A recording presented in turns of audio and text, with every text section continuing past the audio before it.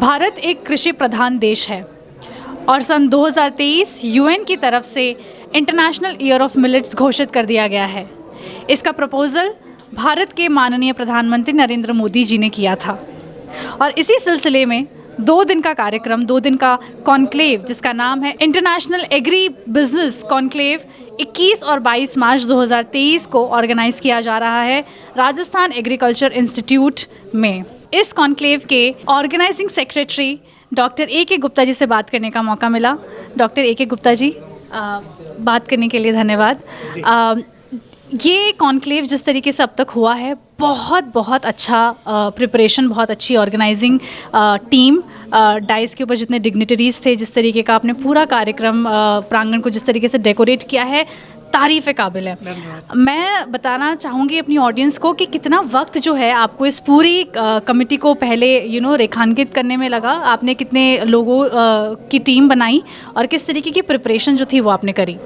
देखिए, वैसे तो हम जनवरी से ही इसके मानसिक रूप से तैयारी कर रहे हैं, लेकिन हमें ख़ास वक्त मिला 1 सप्ताह का, जिसके अंदर हमने पूरी हमारे साथियों को साथ लेके अलग अलग समितियां बना के और इसकी रूपरेखा तैयार की और सबको काम बांटा और आज उसका परिणाम आप देख रहे हैं कि ये आयोजन हमारा हो सका।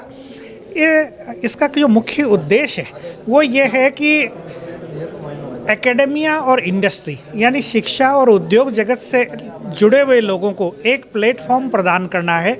अब चूँकि ये अंतर्राष्ट्रीय पोषक अनाज वर्ष है, तो हमने उसी को थीम रखा कि उसका प्रोडक्शन कैसे बढ़ाएं, फिर प्रोडक्शन बढ़ जाने के बाद भी उसकी प्रोसेसिंग और वैल्यू एडिशन कैसे किया जाए, क्योंकि हमारा जो भगवान है वो है किसान। क्योंकि किसान इसको पैदा करता है और अगर उसको उचित मूल्य नहीं मिलता है तो उसकी सारी मेहनत निष्फल हो जाती है।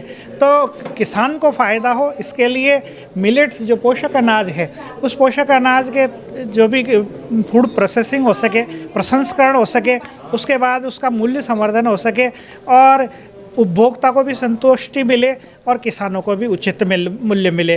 तो हमारे जो स्कॉलर्स हैं उनको, स्टार्टअप्स को एक मंच पे लाके और ये सब एक आपस में संवाद करने का, नॉलेज शेयरिंग का अवसर प्रदान कर रहे हैं, जिससे कि विशेषज्ञ और नए स्टार्टअप्स उनसे सीधा संवाद हो सके और एक ऐसा मंथन करके और नए विचार आए, नए प्रोडक्ट्स मार्केट में आए, जिससे कि ये जो उपभोक्ता को भी कई तरह के, जैसे बताते हैं कि बाजरा और ये जो हमारे पोषक अनाज हैं, इनको खाने से डायबिटीज़ जैसी समस्याओं का समाधान स्वतः ही होता है।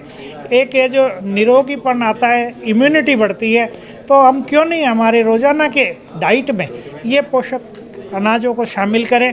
और जो हमारी एक परंपरा भी रही है, कोई नई चीज़ नहीं है, परंतु हरित क्रांति के उत्तरकाल में ऐसा आया कि अब हम ज़्यादातर धान और गेहूं पे निर्भर हो गए, तो वापस से समय आ गया है कि हम इन पोषक तत्व के, पोषक अनाजों के की महत्ता को पहचानें और इनको हमारे रोज़मर्रा के जीवन में किसी न किसी रूप में, चाहे वो पफ हो, चाहे बिस्किट्स हों, चाहे वो मफ़िन्स हों, चाहे कोई तरह का हलवा हो, चूरमा हो, जो हमारे ट्रेडिशनल फूड हैं उसमें शामिल करें। So as a secretary of this organization and trying to accumulate all the people, आपने जितने लोगों को यहाँ पर इकट्ठा किया, तो ये पूरी ऑर्गेनाइजिंग कमेटी में कितने लोग थे जिन्होंने इस पूरे कार्यक्रम को ये आकृति दी? करीब 40 लोगों ने समितियां बना के और इसको ये अंजाम दिया हमने। तो ये काम जनवरी से शुरू हुआ था और पुरजोर कसरत हमने जनवरी से शुरू कर दी थी, लेकिन हमें गहनता से, हमारा गए सप्ताह में दीक्षांत समारोह था, उसके बाद में ही हम इस पे वर्क कर सके। सर, ये कॉन्क्लेव जैसे आज शुरू हुआ है, आज इसका फ्लैग ऑफ सेरेमनी था, डिग्निटरी से हमें बात करने का मौका मिला, कल भी ये होने वाला है ना? उसके बाद का इस कॉन्क्लेव से क्या हमें इसका जो समराइजेशन है वो क्या होगा और उसके बाद की प्रोसेसेस क्या होने वाली है? हम एक प्रोसीडिंग तैयार करेंगे और जिसमें विशेषज्ञों के, हमारे प्रगतिशील किसान भी हैं, इसमें पद्मश्री किसान भी हैं, तो वो सब उनसे विचार विमर्श करके और एक कार्य योजना तैयार करेंगे। हम एक प्रोसीडिंग बनाएंगे, फिर एक्शन प्लान करेंगे और सरकार को प्रस्तुत करेंगे ताकि सरकार उसको अपने नीतिगत निर्णयों में शामिल करने पर विचार कर सके।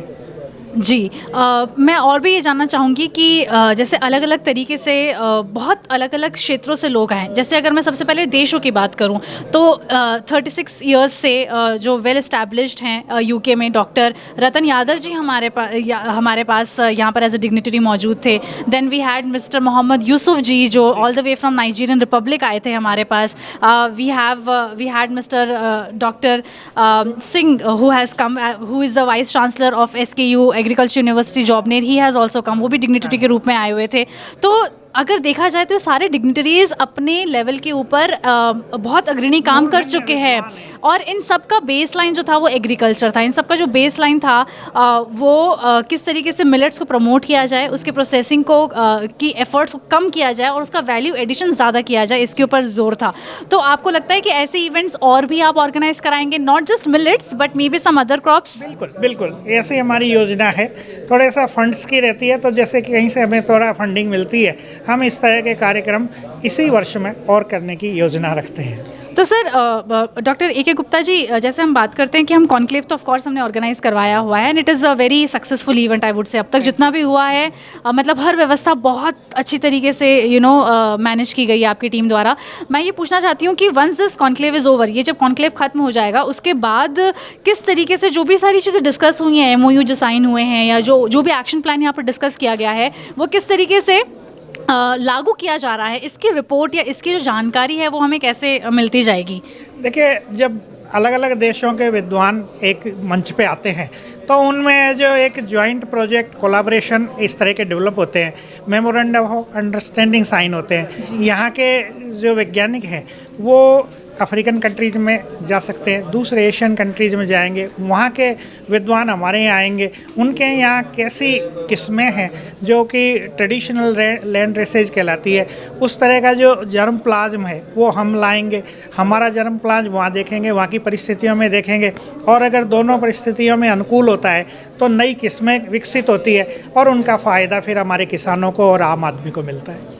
तो हम जैसे आइसबर्ग की बात करते हैं जो जितना दिखता है उससे कहीं ज़्यादा वो नीचे पानी के अंदर होता है, तो इसी तरीके से आपने एक ऑर्गेनाइजिंग सेक्रेटरी के रूप में तो एक बहुत एक्सेप्शनल काम किया है doctor AK Gupta ji. But मैं आपसे ये भी पूछना चाहती हूँ, since you are a doctor, you have been in the research field right, मेरा एक पर्सनल सवाल है वो ये है कि जब हम बाजरे की बात करते हैं ये एक तरीके का मूल अनाज है, ये एक ग्लैमरस अनाज नहीं है, बहुत रिसेंट अनाज नहीं है ना, हमारी धरती से जुड़ा है, हमारे देश की जनता सदियों से खा रही है, हमारे पुरखे खा रहे हैं।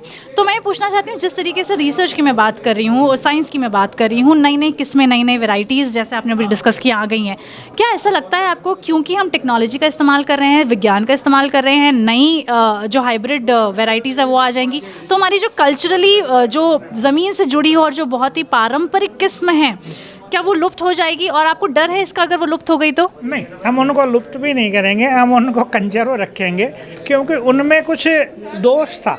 उनमें जो जन्मजात दोष ये था कि वो लंबी अवधि की किस्में थी, वो ज़्यादा लंबाई में बढ़ती थी, हवा और तेज़ बरसात आ जाए तो वो आड़ी भी गिर जाती है। तो ऐसी लंबी अवधि की किस्में जब बरसात नहीं हो, बरसात क्लाइमेट चेंज से बरसात का पैटर्न बदल रहा है तो वो क्या होता है कि टर्मिनल ड्रॉट लाइक सिचुएशन आ जाती है। तो हम चाहते हैं कि अगर उसकी यील्ड पेनल्टी बहुत ज़्यादा नहीं है तो उसको हम उसकी जो अवधि है, पकाव अवधि 120 दिन से घटा के हम 60 दिन पे ले आए। ये कितनी सुखद बात है। अगर पर डे प्रोडक्टिविटी देखें तो हमारी बहुत ज़्यादा हो गई है। इसी तरह से उनमें और कोई कम थे, जैसे कि कोई डाउनी मिल्ड्यू जो रोग हुआ करता था उससे हमने प्रतिरोधी किस्में बना ली है और अब और दूसरी किस्में बना रहे हैं। जैसे ब्लास्ट एक नई समस्या आई है तो उस ब्लास्ट के प्रतिरोधी हम किस्में बनाने के लिए तैयार हैं। अगर बाजरे के अंदर क्या होता है कि वसा जो कि ज़्यादा होता है, उस वसा की वजह से इसके आटे पे खटास आ जाता है, रेंसिडिटी हो जाती है। तो वो कैसे है जो इसमें वसा की मात्रा कम की जाए या उस रेंसिडिटी को हम रोक पाएँ, इसकी शेल्फ लाइफ बढ़ा पाएँ, मल्टीग्रेन प्रोडक्ट्स में इसका यूज़ हो सके या ग्लाइसेमिक एसिड जो इसमें एक फैक्टर है उसको कम किया जा सके, या कोई अफ्लाटॉक्सिन डेवलप हो जाता है। खड़ी फसल जब बरसात आ जाती है और भीग जाती है तो उसमें फफूंद डेवलप होके और अफ्लाटॉक्सिन विष पैदा होने की संभावना हो जाती है। तो हम उससे कैसे बच सकते हैं? तो ये सब चीज़ें हैं जो हमारे यील्ड के साथ साथ क्वालिटी को जो सीमित कर देती है, तो उन सबको हम उस पर विजय प्राप्त कर सकेंगे। लैंड ड्रेसेज का भी यूज़ करेंगे, जर्म प्लाज्म का, और ये तो अनुसंधान तो ऐसी चीज़ है कि उत्तरोत्तर चलता रहता है, नई समस्याएं आती रहती है, उनका समाधान ढूंढते रहते हैं, और ये एक सतत प्रक्रिया है। Thank you so much doctor A K. Gupta ji, it was a privilege, आपसे बात करके बहुत अच्छा लगा। और being the secretary of this entire organisation and of this conclave, I think it was an absolute privilege to talk to you, to be part of this particular event, and I wish you all the best. Thank you so much. Thank you. नमस्कार। Thank you.